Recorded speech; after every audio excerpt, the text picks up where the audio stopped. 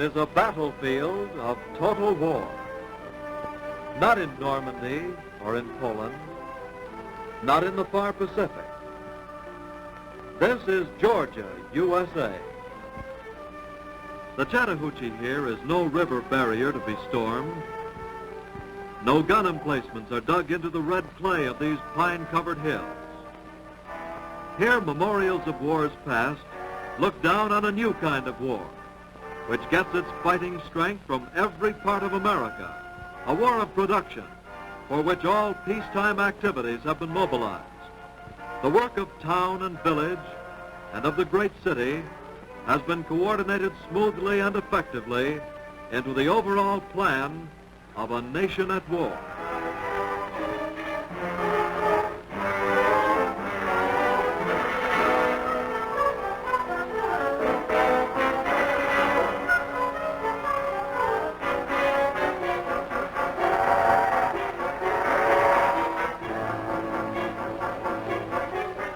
North of Atlanta, near Marietta, in the shadow of historic Kennesaw Mountain, is a new and important part of this plant. A huge war plant, its product long a closely guarded military secret. Here is one of the greatest industrial plants in the country, with a floor area of more than 4 million square feet. More space is enclosed by these walls than in any other similar factory in the land.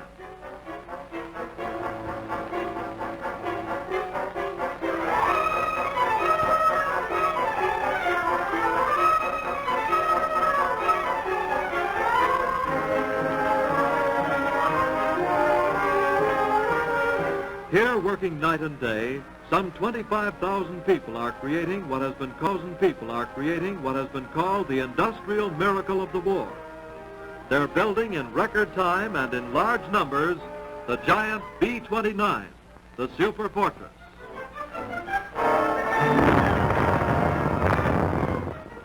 Pearl Harbor caused it. Army engineers built it, brought in their big shovels and tractors, leveled the hills and filled in the valleys, moved 8 million cubic yards of earth with the precision of a well-planned military maneuver, brought in more than 28,000 tons of steel. 45 acres of concrete were needed to make floors and foundations. Enough material was used to build a medium-sized city. Speed was the word for it, speed and efficiency.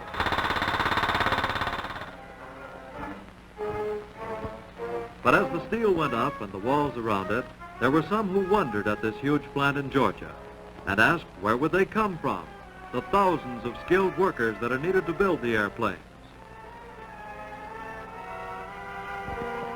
The answer was simple and direct. The plant's in Georgia, isn't it? Well, that's where the workers come from, 82% of them. And another 11% come from bordering states. Clerks and housewives, office people, shop workers, farmers and mechanics. People who'd never been close to an airplane before they came to work in the plant. As they do their final work on the airplane before it leaves the assembly line, they are dwarfed by its giant size. Its tail stands 28 feet high, and scaffolding tall enough for a 3-story building is necessary for workers to reach the top of it.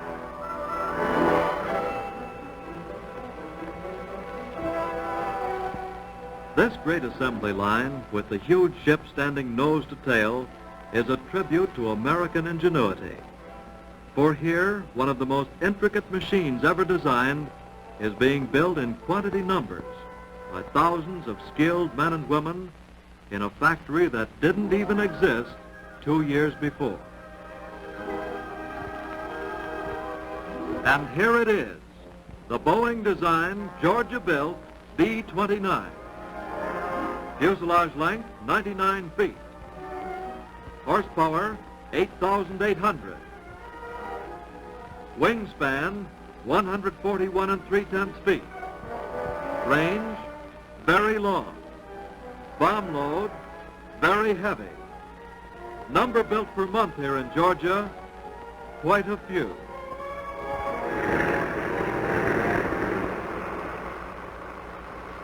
The sound of the engines as they warm up for takeoff means something special to the people of the bomber plant. To them, their work is an investment in a future they've already begun to build for themselves.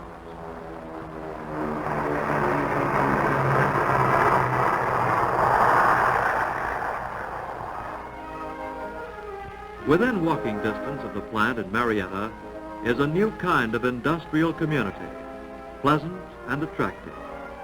Some 2,500 new homes have been built here with the friendly help of the folks in Marietta. Permanent houses designed for comfortable living.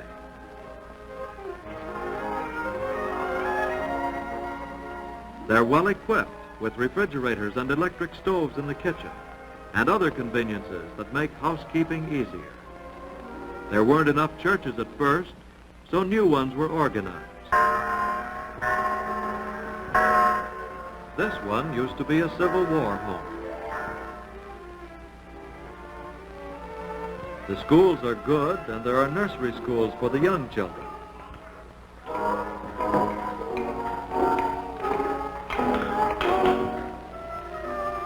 Yes, it's an investment in the future that's already paying dividends.